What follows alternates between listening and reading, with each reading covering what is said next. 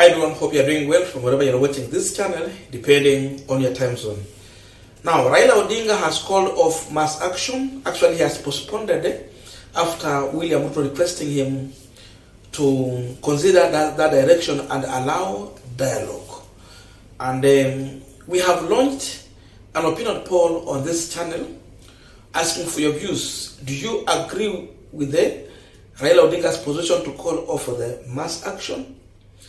If you have not yet voted, please go to the community button of this channel and drop your vote. I have seen more than 1,000 people have already voted. So continue voting, and from there we're going to release those results and also analyze to understand way forward from Kenyans' views.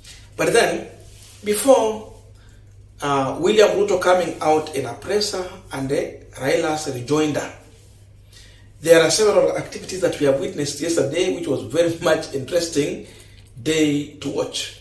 Remember, Monday was going to be the mother of all demonstrations. Kenyans were prepared and they were ready and equal to the task. But then, as usual and as it had been a tradition, Ruto has always gone to church on a Sunday basis. Raila and his team had also adopted the same. They have never been missing a Sunday. All of these people have been yearning for prayer before they start their journey.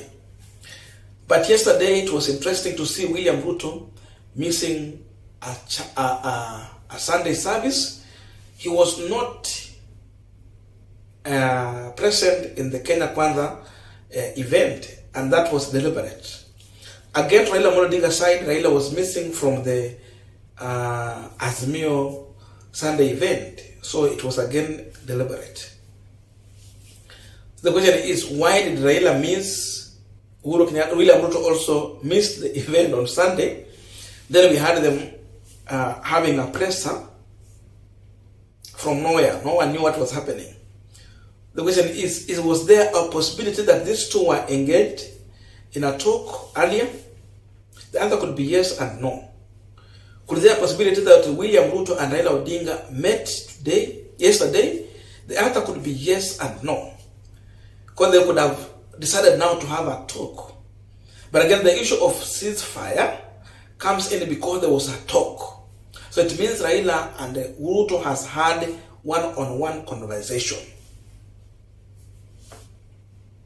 Possibility of these two leaders meeting for a talk is there before they come on media. Because even after missing on Sunday, the other question you will ask yourself, why is it that there was a press at the same time?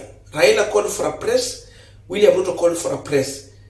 That press was almost same time. The difference was very small because it was Ruto to issue a statement, then shortly Raila responded. So they called for a presser almost same time. So it means there was an engagement, talking was going on. That's why this event was going in that way. Now,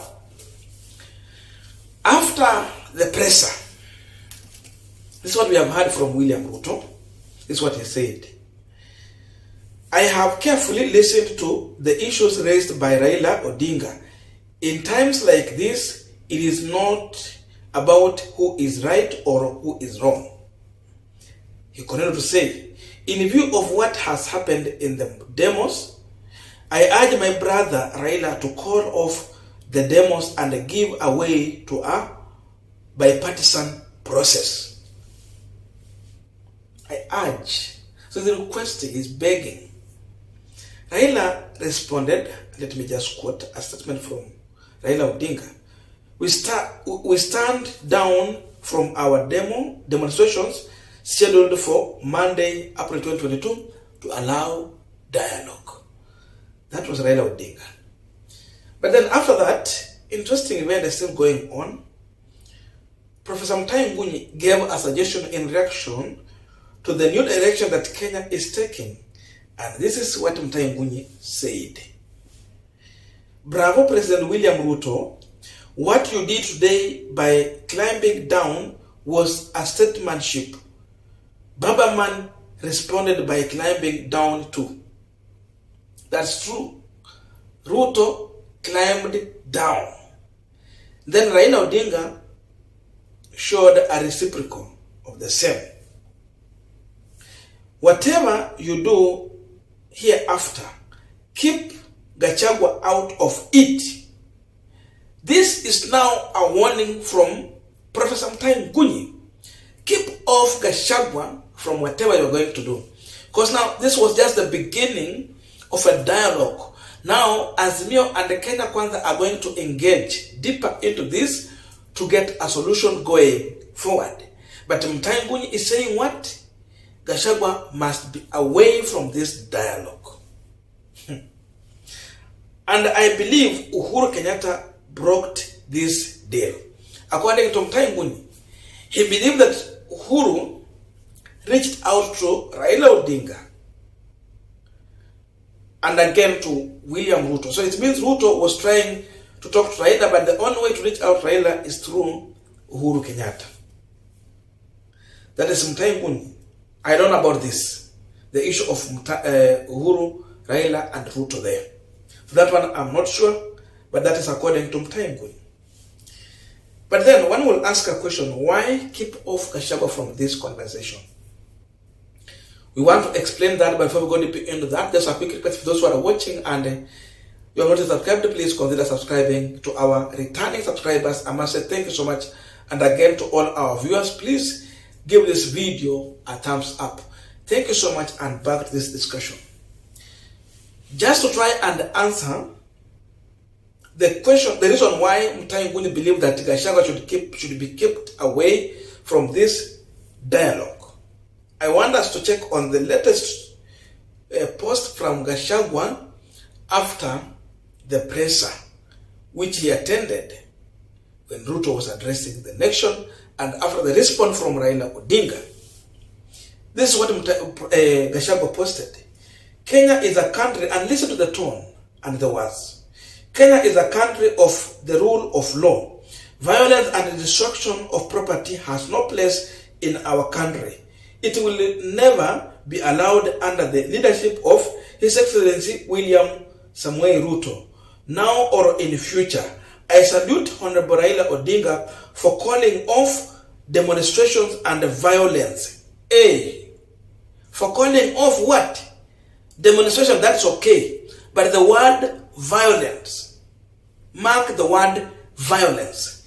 It explains one of the reasons Mutahi Ngunyi is saying that Gachagua should be kept off from this dialogue. Between Raila and the state, who engineered the violence, before we continue with that post. The truth is that the government engineered violence under the overseership of Gachagua. Ruto was clever. He was threatening Gachagua for slaughter. The first time, alikimbia Sugoi, when people were demonstrating in Nairobi. The second time, he was out of the country. Akaacha Gachagua akiwa.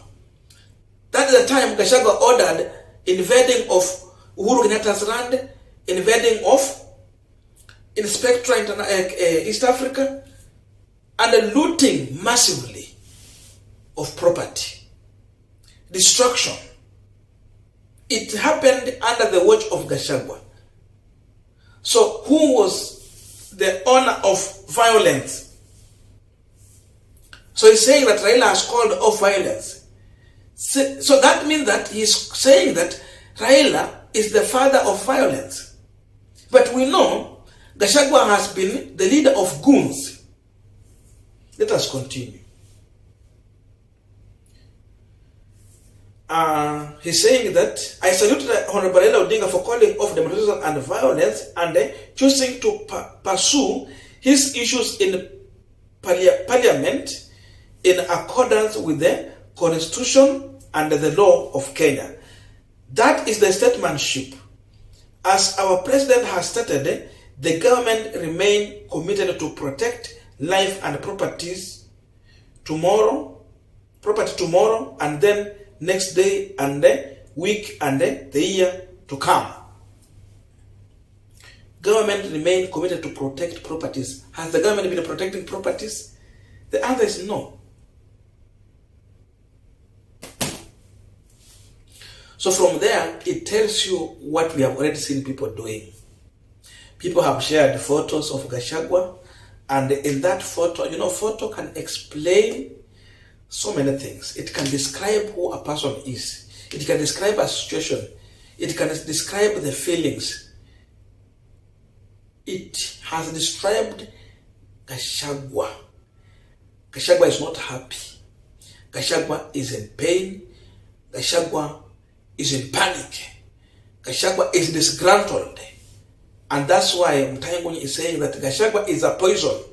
He's telling Ruto, look here, Gachagua is a poison. For you to achieve anything, keep away Gachagua from conversation. I think he's trying to borrow a leaf from Uhuru Kenyatta. For Uhuru to manage peace in this country, he had to keep off William Ruto from a conversation between him and Raila. Though it was a handshake, but this time around, people are not comfortable with the handshake. Raila is not comfortable with the handshake. Ruto also is not comfortable with the handshake. But then a dialogue is encouraged. So the problem and the poison in this country has remained to be Gachagua. Now you can understand the reason why Professor Mutahi Ngunyi is saying that Gachagua should be kept away from the dialogue. Thank you so much. But let us meet in the comment section. I would want to understand your views as far as the issue of keeping off Gachagua from dialogue.